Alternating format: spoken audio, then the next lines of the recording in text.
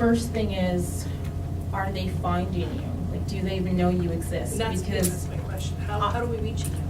well, I think using social media and the internet, this is one of the positives that can be done in terms of, you know, do you have a website? Are you connected online? Do you collaborate with others in the community? One of the things that we do whenever we run a workshop is we'll put flyers at the grocery store because parents go to the grocery store. We may not put them in the early year center or the doctor's office, because when you're at the doctor's office, we do, but we put them other places as well, because when I go to the doctor's office, I don't really look around for programs. I'm going there because my son has a fever, I want to know how to fix that, I'm really focused on that, and nothing else really matters, you know? So I might see it, but it might not click. But when I'm at the grocery store, well, that's a luxury for me now, so I'm looking around. You know, I have a bit more free time.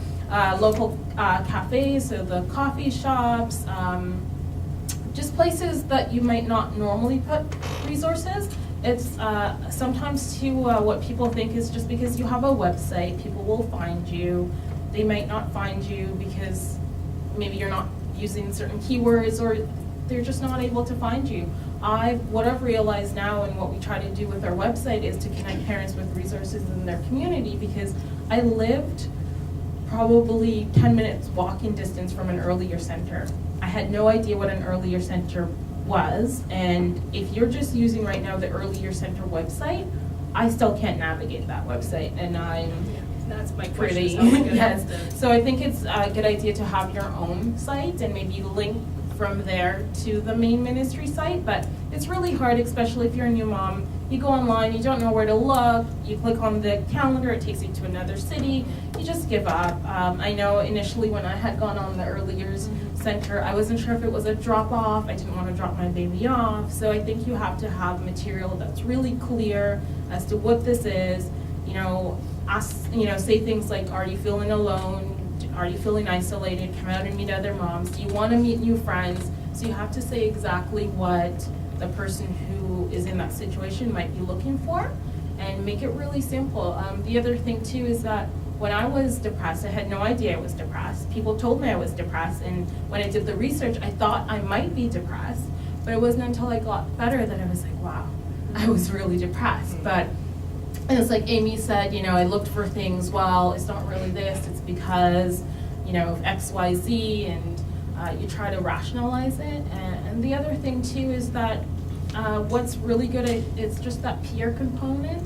I think having another mom in the community who's maybe gone through something similar, but she's thriving, a good role model, and she can maybe host a drop-in.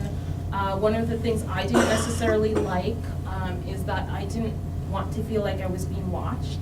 So in the situation, in the frame of mind that I was in, I was really nervous that if I said something wrong, you guys were going to take the baby, and you know.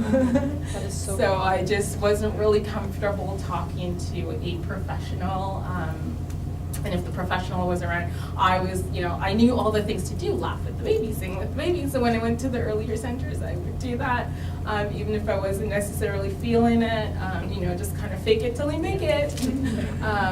But with other moms, we would be really raw, and we would really just connect. And then there's always someone in the group that if you know that this person's being raw, but it's still, they need a bit more support, we'll always say, connect with your family doctor, or we'll find some resources. It's very protective, I find, a group that supports other moms is that you're looking to say, okay, she needs more help, what are we gonna do? Or, so I think it's really good to try to find a peer ambassador in your area, and train them, because what we do, we have members across the province, but it's all peer-based, and what we do is we provide training to the peer ambassador, what to do, CPR training, do report, what to look for, and then if they have a question, there's always someone that they can connect with. So if you already have a help unit, you can say, if there's an issue, you can connect with us. And I think there's only 2 cases in 5 years with 4,500 members that we've had to report up. Because a lot of times it's just they want to vent, but they don't really feel comfortable venting to a professional because they're really nervous that they might say something and you might end up taking the baby. And I remember telling this to Hiltrud, is that same thing. I didn't think I was depressed because I didn't feel depressed. I felt fine. I felt scared and nervous and anxious, but I was okay. And also, I didn't think I had postpartum depression because I loved Caitlin. She was like the only thing that kept me going. You know, she was my lifeline. I had an amazing attachment with her. So I didn't think that I was depressed, and I didn't think that there was an issue, when in fact I was. But it was just that she was the thing that kept me going. So any thought that if I said something that she could be taken away from me, I didn't want to risk that. So I didn't ask for help.